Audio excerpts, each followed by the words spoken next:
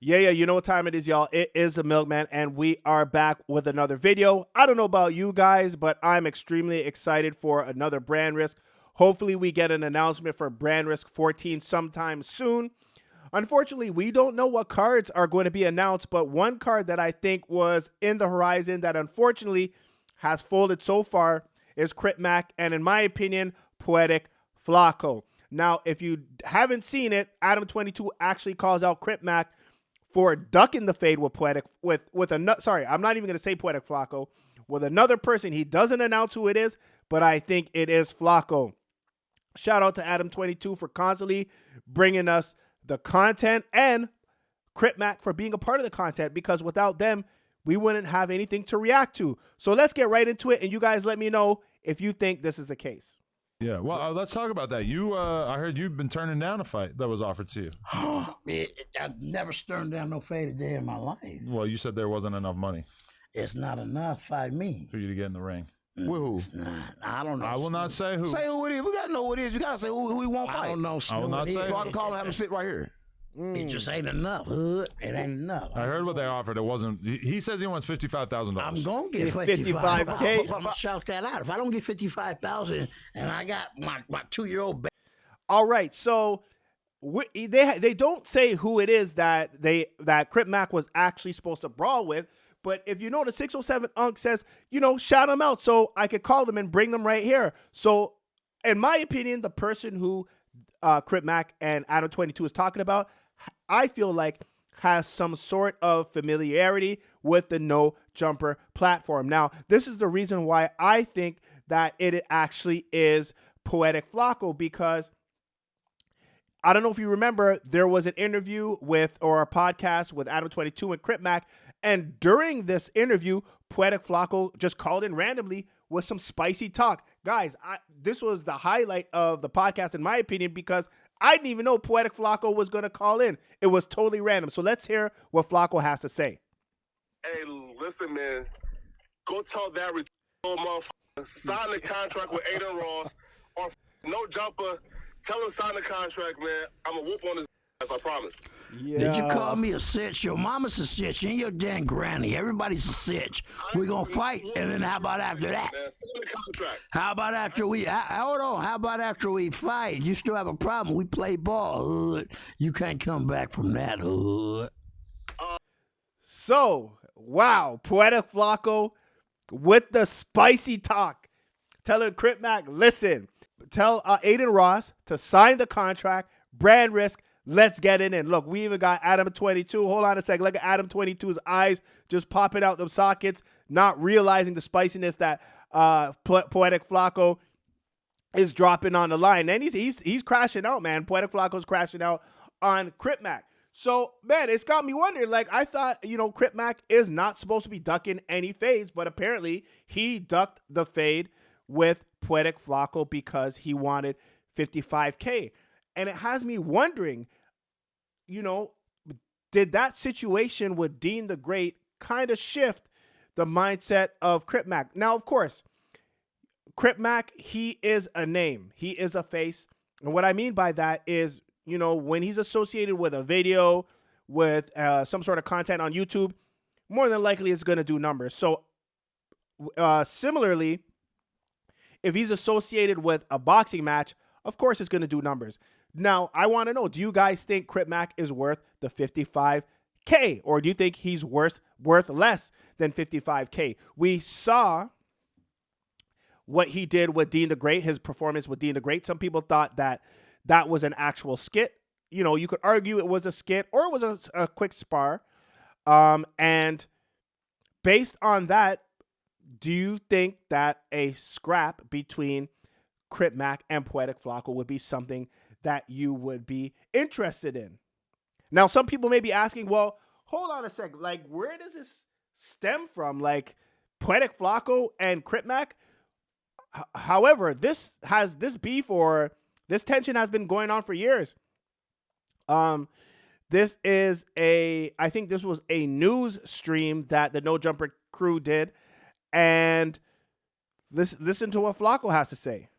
Yo, Right. Flakko, speaking of fights, I seen that you said that you think you could beat up cripmac. What? I said that. Oh, 5'5", I think What you're the- In correct. what world do you think that would happen? In a boxing match, I think I can take him. Yeah, facts, of course. Man, you be capped out, man. Have you seen Crip box before? I just feel like he way bigger than you. So the one question that Flakko asked to Remo is, have you seen cripmac box before?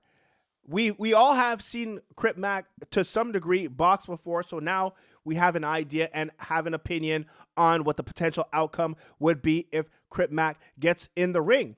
Now, I think this video that we see here was much prior to that whole scenario. I think this was either a year or two ago. So back then, there wasn't really an idea on, what or how cripmac would perform in the ring. And on top of that, one thing that they do bring up in this conversation is size, the size difference. Pause. So they automatically assume because cripmac is bigger than Flakko that cripmac is going to have the advantage. But we do understand, again, that that is not the case, because when cripmac and Dean the Great were going toe-to-toe, the outcome was totally different. And if I'm not mistaken, I think Flakko does have some sort of training when it comes to martial arts. It may not be boxing. It may be some sort of other martial art. So it remains to be seen if cripmac would actually wipe the floor with Poetic Flakko. Now, there is another bit of information that they do speak about. You named the percentage of people that you can beat up or some shit recently. Yeah. What was it? Percentage? What? Like 80% of people, right? He said he could beat up 80% of the people in the world. So Flakko thinks he could beat up 80% of the people in the whole wide world. Now, of course, he further contextualizes that claim and states that, of course, what he means by 80% of the people is that obviously men, there are certain men who fall in that 80%. There could be handicapped men, older men, blind men, but on top of that, there are women, there are children, etc., etc. So I don't think he's referring to 80% of the men in the world. It's more so 80% of the population, including elderly, people who are not fully physically capable. They could be war vets, amputees, whatever the case is. That's what he is qualifying that statement with. Now, do you agree? I want to know, do you agree with Flakko's statement? And again, when we talk about size, your wife may ask, does size matter? Well, in boxing, size may not matter, because again, we saw the work that Dean the Great put in with cripmac, and this is even what cripmac has to say in terms about size. Because remember, cripmac did go toe-to-toe with Jap 5, and if I'm not mistaken, Jap 5 claimed in his live TV interview that he was about 5'7", but this is what cripmac has to say. Bring your fat smell on, punk. Yeah, I mean, you might honestly be a foot taller than him, just for starters. It don't matter. Yeah. Jap was only 5'6", but he had boxing training. Yeah, but that's what Flakko does not have. Well, I mean, I don't underestimate no man. He has no boxing experience, so the idea that he would be able to beat you is kind of crazy to me. He just smells like shit. He smelled like somebody just tore his asshole open and left him on the streets with the homeless. Flakko! Yo, that was a call, man. But I mean, not the call. That was a comment. But anyways, I want to know what you guys think. Do you think we missed out on Brandrisk 14 with Flakko versus cripmac? Would you have wanted to see this bout? Who do you think would have taken it? If it was a cripmac and a Flakko bout, who do you think would have taken it home? I don't know. This is kind of a tough one for me, because I haven't seen Flakko throw down in the ring before, and we have seen cripmac throw down in the ring before. And after his spar session with Dean the Great, cripmac has said that he's gonna take the boxing a bit more seriously. So in the event that he has to go toe-to-toe with Flakko, it may be a different cripmac than we have seen in the past. But I want to know what you guys think. Did we miss out? Does Aiden Ross have to sweeten up the pot just a little bit, just to ensure that we see a Flakko versus Cripmac? Is this something that you want to see? These are both heavy set dudes, so this would have been a similar match to No Neck Jay and Jay Boolin. I think it was the first bout in the first bout in Brandrisk 13. Guys, leave your comments in the comment box. If not Flakko, who do you want Cripmac to go toe-to-toe with in the ring, in the Brandrisk ring? If not Cripmac, who do you think Flakko could go toe-to-toe with in the Brandrisk ring? You know what's kind of crazy? I think Flakko is strategically choosing the people that he wants to, take off the chessboard. The reason why I say that is, if you haven't noticed, he's been going constantly at Corey Holcomb. He's been choosing his battles.